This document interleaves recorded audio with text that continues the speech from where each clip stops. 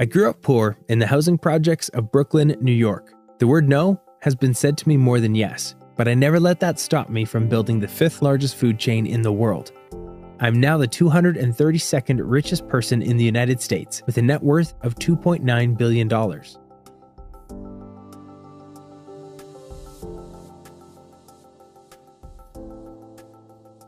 I was born on July 19, 1953, to a family that didn't have a lot of money. Money was a challenge as my mother was a receptionist and my father was a World War II veteran working as a diaper delivery driver. They didn't have a college education, but they worked hard for the family and they loved their work. I don't know if they were ever able to enjoy life. When my father fractured his ankle while working, it brought us to our lowest point. Little money in our pockets, medical bills to pay, we lived by the day. It was difficult seeing hardworking people struggle for survival. I promised myself it wouldn't happen to anyone else.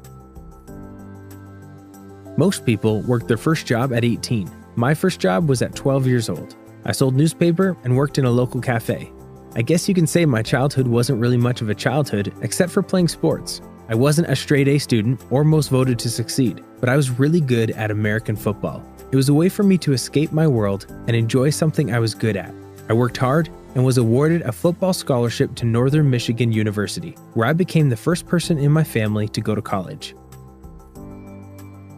I always knew I wouldn't become a professional football player, but I did know I wanted to be educated. I worked hard for it and became the first person in my family to graduate from college. I worked various jobs and have always been determined to succeed at my goals.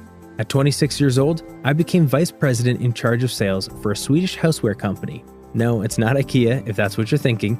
In some people's minds, this would have been seen as successful. I mean, vice president isn't an easy job title at such a young age, but not me. I didn't feel happiness, joy, or fulfillment. Not until I visited a shop that was placing large orders for one of our items, a drip coffee maker. At the time, the two owners were selling whole coffee beans, teas, spices, and coffee-making accessories. I felt their passion and love for something as simple as coffee. Coffee! Can you believe it? Keep in mind, this was 1981, when coffee was a quick drink to get you through the workday.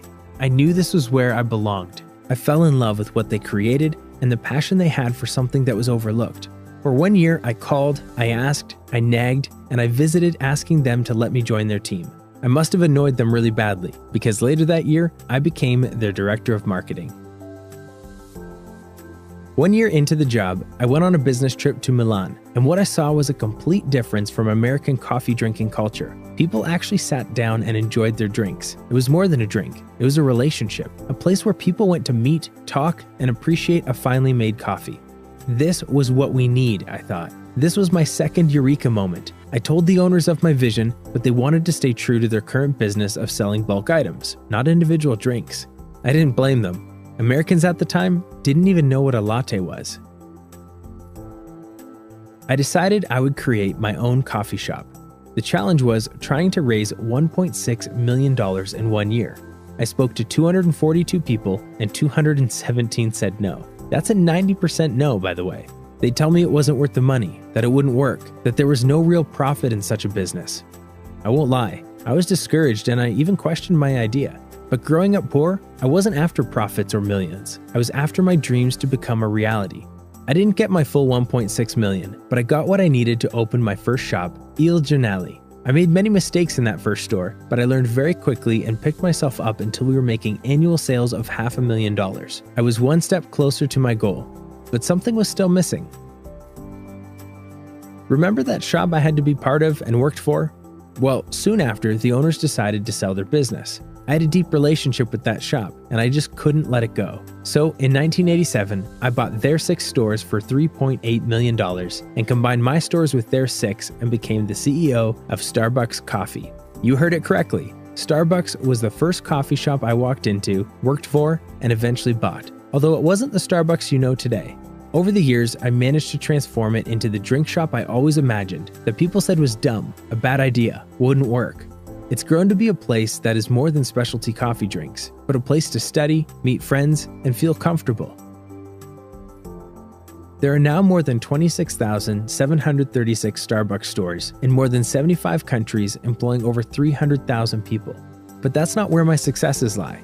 I found my success when I was finally able to give back to every Starbucks employee, or partners is what I call them, with stock options, free healthcare, dental care, retirement plans, adoption assistance, and paid college tuition for all of our partners.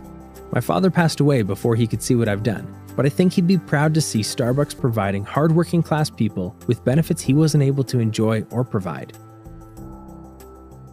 No, I wasn't the original founder of Starbucks Coffee Company, but I had the goal to build a relationship between man and coffee, and I made it into the Starbucks you know today. Most of all, I had the dream to build a company that my father was never able to work for, a company that treated their employees how my father and family wanted to be treated. It was never about the money, the profits, or the possible wealth. It was about the people I would help. That is my success. That is my greatest achievement. My name is Howard Schultz, and I'm the rags to riches who built Starbucks Coffee Company into one of the world's most recognizable brands.